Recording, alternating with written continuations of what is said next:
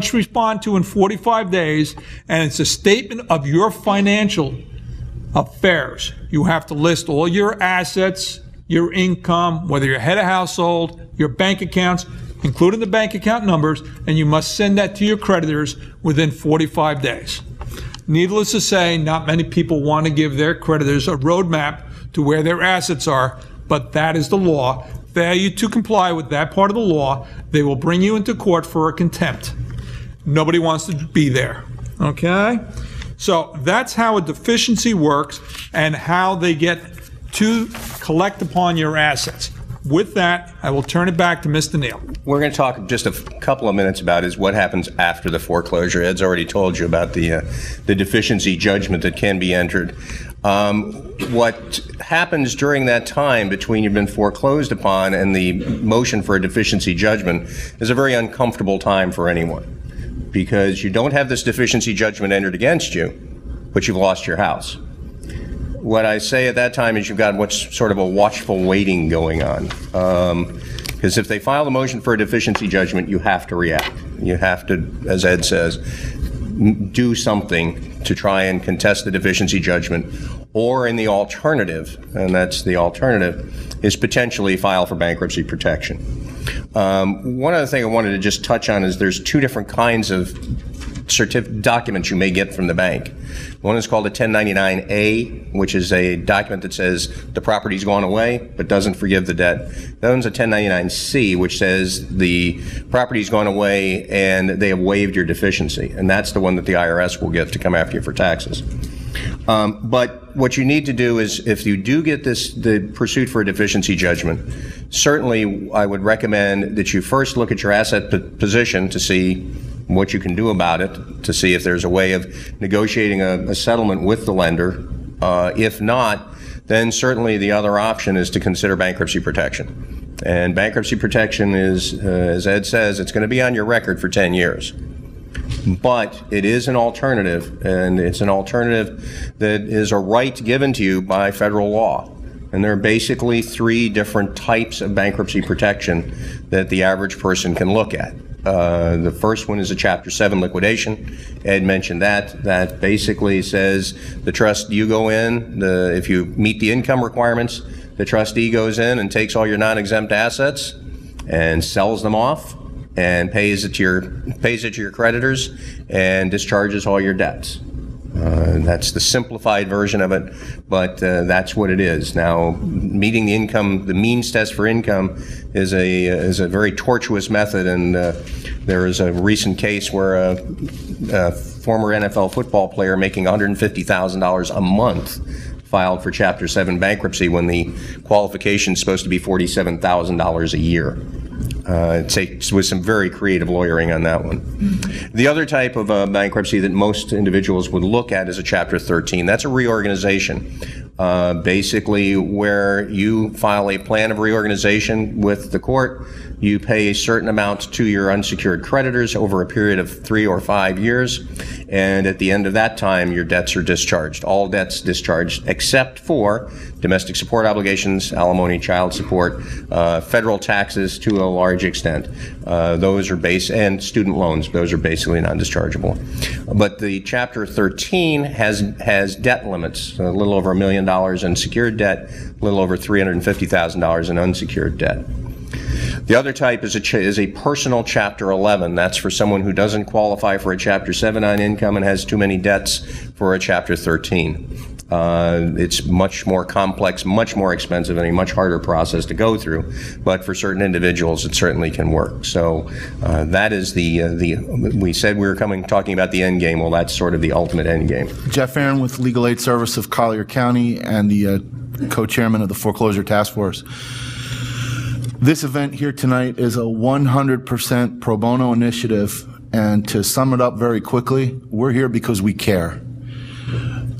We know that there's a lot of pain out there. We know that if you're not going through foreclosure, we know you probably know somebody, I'd almost bank on it, that you know somebody, friend, neighbor, colleague, that has gone through foreclosure, and you know the effect that it has not only on the individuals and their family members, their children if they have children, but also on their neighborhoods.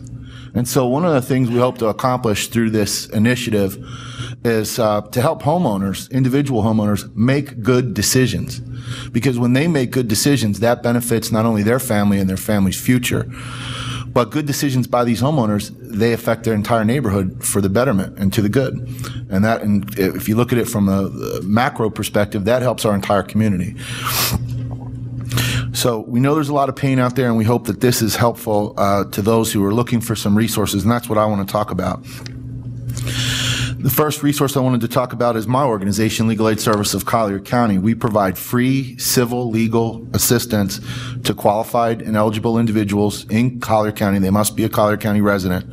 And we help on matters not only including housing and foreclosure, but other areas of assistance that folks may need, such as family law and many other areas. So please check out our website, which is listed on the screen there, or call our main number at 239-775-4555.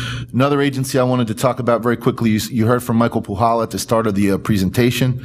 Collier Housing, the Housing Development Corporation, HDC as we call it, they do an outstanding job. Their services, like ours, are free to those who are eligible for their program. They have HUD certified foreclosure intervention counselors, and they do an outstanding job. Please give them a call. In tandem with Legal Aid, give us a call as well. And if you're a realtor or if you are on the governing body of a homeowners association, you can do yourself and your neighbors a benefit by directing those that are in trouble or falling behind on their mortgage to these resources if they can't afford an attorney, because that's what we like to do is to try to help people explore options to perhaps save their home or to find the best outcome possible in an individual circumstance. The Foreclosure Task Force has a website. We've been talking about it all night. This presentation will, in short order, be put up on the website along with the PowerPoint that you see on the screen. Please send your friends, neighbors, and others that need information such as this to the website, collierftf.com, and it has a lot of resources up there already. We're going to continue to add it and update content as we move forward. Additionally, a lot of people may not know about this. There's a Collier 211. A Community Foundation of Collier County has launched recently for Collier County a 211 number. You can simply, if you are in Collier County, dial 211 and get information. You'll go to an operator and he or she will direct you to resources that you may need, not just for nonprofit organizations, but also direct you to governmental or public agencies that can help. Frankly, almost any problem that you may have, you can call Collier 211 by pressing 211 on your phone and find out what the resources are that are available, far broader than what the Foreclosure Task Force offers. And please spread the word about that, because it's a great resource. It's a free call, to my understanding. Also, the Collier County Bar Association, there may be folks who can afford an attorney, but maybe they haven't been down here for very long. They don't know an attorney. Call the Collier County Bar, the lawyer referral service at the number listed on the screen. It's 239-252-8138. Also, the website is on the screen as well. Please call that organization if you'd like to find an attorney. Finally, makinghomeaffordable.gov is a website that was talked about. And community resources are very important. And you're going to hear a presentation in part 2 from both the Sheriff's Office, Collier County Sheriff's Office, Chief Jim Bloom, and Collier County Code Enforcement, the Director, Diane Flagg. Let me give you a little teaser about what's going to happen in part 2, because you're not going to want to miss it. Up front, we're going to tell you about the latest foreclosure statistics, and these are obtained right from the clerk's office. You're going to want to know how the market exists right now in terms of foreclosure stats. But there's also a phrase you may have heard in the media, the shadow inventory. Very mysterious. We're going to talk about that. You're going to learn about why that is very important to understand. If you're an investor, if you're a realtor, or if you're just a member in the community, you want to understand what the shadow inventory means. It's underreported in the news, and it's perhaps misunderstood, so stay tuned for that. Also, I can't speak highly enough about the outstanding efforts of Collier County Code Enforcement and Collier County Sheriff's Office in terms of the very aggressive, proactive, and frankly innovative programs, initiatives that they've created to make our community safer and free of blight. particularly in the hardest hit areas of where foreclosure have hit our community. I think you're going to learn about some very interesting initiatives that have made our community not only safer and visibly free of blight, but also have made sure that it stays that way for our quality of life and also for property values. Please stay tuned, realtors and those on boards of associations. You're going to learn about what code enforcement can do for your organization. You're also going to learn about how you can cooperate with the sheriff. We're going to start with part 2 of the presentation. Joining me here at the table is Mr. Stuart Kay, who's a local contractor in town. Also, Mr. Keith Sipnick, who works with the Realty organization, and then Chief Jim Bloom, and I think we can figure out where he's with. I'm Diane Flagg, Director of Collier County Code Enforcement. First of all, in part 2, we're going to talk about the big picture and the coordinated community response, past, present, and future. The things we're going to talk about, you can see on the slide here. Just the foreclosures, the causes, the forecast, and then we're going to talk about blight prevention program and also the Collier County Sheriff's Office program to assist our community. First of all, let me just talk about the big picture in terms of the national situation. Nationally, you've seen the evening news where bulldozers are now moving into communities and bulldozing entire neighborhoods. You've also seen the evening news where communities are completely out of money. They can't address the blight that's occurring. The banks are not moving forward in foreclosing on the homes. So we're going to talk, Mr. Kay is going to talk a little bit about the shadow inventory, but it's not a pretty picture. What I will tell you is that currently there's a lot of movement. Not only locally, but nationally, meaning that homes are selling, that there are multiple potential buyers for a single residence.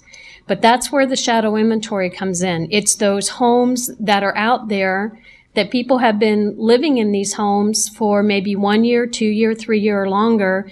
And the first step in the foreclosure, which is the filing of the les pendens, has not even begun yet. So those homes don't show up anywhere on the stats. And at some point, we believe that that point is going to be sooner rather than later, that those homes are going to start showing up, beginning with the first step of the filing of the les pendens. My name is Stuart Kay, and I specialize in helping underwater homeowners and their families get a fresh start on life and by guiding them through the negotiation process with their lenders. First, I want to congratulate each of you for taking the time and making this important first step to come here and educate yourselves about the process.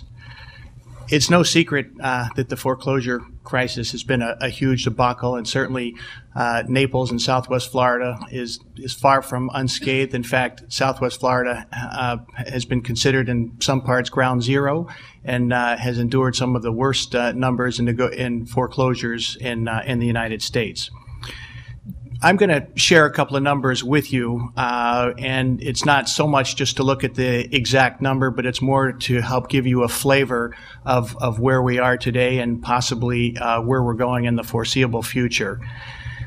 There are about 200,000 housing units in Collier County today, and there have been about 26,000 foreclosures have been filed in the last 5 years. So that's about 1 in less than 8 homes in Collier County has a foreclosure filing. There could be a little redundancy in some refilings, but that's pretty much the statistic. Filing a lawsuit is one of the first steps in the foreclosure process, and as we look up on this chart, that's referred to as civil filings up there. And if we look just down the list from the real foreclosure activity started to gain momentum in 2007. Prior to that, there were barely a couple of hundred foreclosures every year prior to that. So as you look at the chart, you can see that the filings start to escalate in 2007, peaking in 2009, dropping back down in 2011. We're going to talk about 2012 in a moment. We can keep it there. If we look at our next chart is regarding sales set, and that's another process along the foreclosure process. And basically, what that refers to is once a date has been set to move forward with the foreclosures. And if you look at those numbers, you see them ramp up and drop pretty precipitously in 2011. A lot of that is due to the robo signing and the bank's needs to stop their foreclosures for various reasons. But if you look at that bottom number during that 5-year time frame, you see that there are 18,947 sales set, and this is compared to the first column of 26,000 cases filed. If you look at the next column, actually, if we go all the way across, we'll hold off on the third party for a moment, but if we go all the way across and we look at the total sales held, you can see again that the sales themselves start to ramp up. They begin in 2007, but they really start to ramp up, peak in 2010, and come down a bit, but pretty steady on the sales side compared to some of the other categories and columns we're looking at. But again, if we compare the total sales held of 11,666, and we compare that to the 19,000 plus cases set for sale, and we compare that to the 26,000 cases filed. Now, what does all that mean, you might ask? Well, different folks have different opinions, and I'm going to tell you what I think. But first, let's take a moment and dive into the meaning of some of these numbers just a bit.